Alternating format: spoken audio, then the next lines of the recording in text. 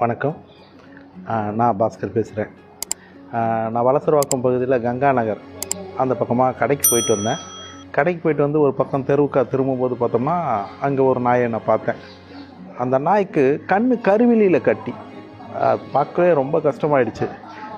அப்போ உடனே அதை பார்த்த உடனே முதல்ல எனக்கு தோணுனது வந்து, அந்த மாதிரி நாய்களை வந்து யாரும் சாப்பாடு போட மாட்டாங்க, விரட்டுவாங்க.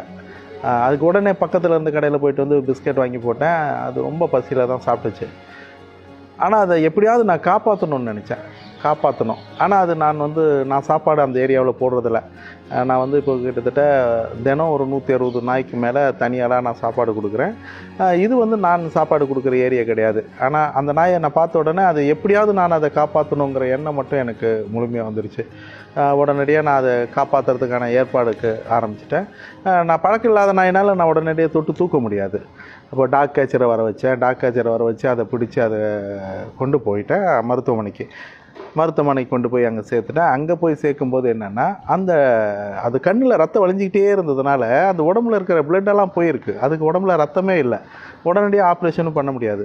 அப்போ அந்த மருத்துவமனையிலேருந்து ஒரு 10 நாளுக்கு மேலே அதுக்கு பிளட் ஏற்றுறாங்க. பிளட் ஏற்றி அதை செஞ்சு ஒரு மாதம் கிட்ட அதை மருத்துவமனையிலேருந்து கண்ணை ஆப்ரேஷன் பண்ணி இப்போ பூரணமாக குணமாயிட்டான்.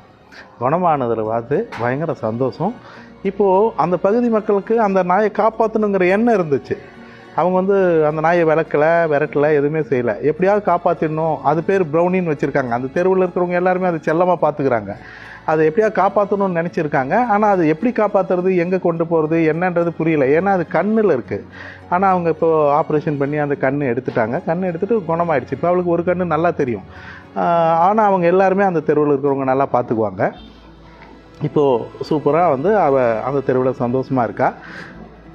அந்த தெருவில் இந்த வருடம் 2024 ஆங்கில புத்தாண்டு அன்றைக்கி விளையாட்டு போட்டி நடத்துகிறாங்க. செய்மனமேங்கிற அமைப்பு மூலமாக விளையாட்டு போட்டி நடத்தியிருக்காங்க. எனக்கு ஒரு ஃபோன் பண்ணுறாங்க, ஏன் நீங்கள் கொஞ்சம் எங்கே ஃப்ரீயாக இருந்தால் நீங்கள் உடனடியாக எங்கள் தெருவுக்கு வாங்க அப்படின்னா. என்னென்னா, நீங்கள் எங்கள் தெருவில் இருக்கிற ப்ரௌனியை நீங்கள் கொண்டு போய் காப்பாற்றி கொண்டு வந்து திருப்பி எங்கள் தெருவில் விட்டுட்டீங்க. அதனால் நாங்கள் உங்களுக்கு மரியாதை செலுத்தணும், நீங்கள் வாங்க அப்படின்னாங்க.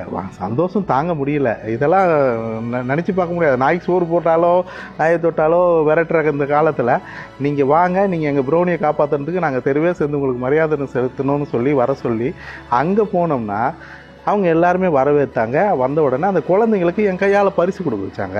ஸோ அவங்களுக்கு அந்த குழந்தைங்களுக்கெல்லாம் பரிசு கொடுத்த பிறகு செய்மணிமேங்கிற அவங்க அந்த தெருவில் ஒரு அமைப்பு வச்சுருக்காங்க. அவங்க எனக்கு அப்துல் கலாம் ஐயோட நினைவு பரிசு கொடுத்து பாராட்டினாங்க. அந்த சந்தோஷத்துக்கு நமக்கு அளவே இல்லை.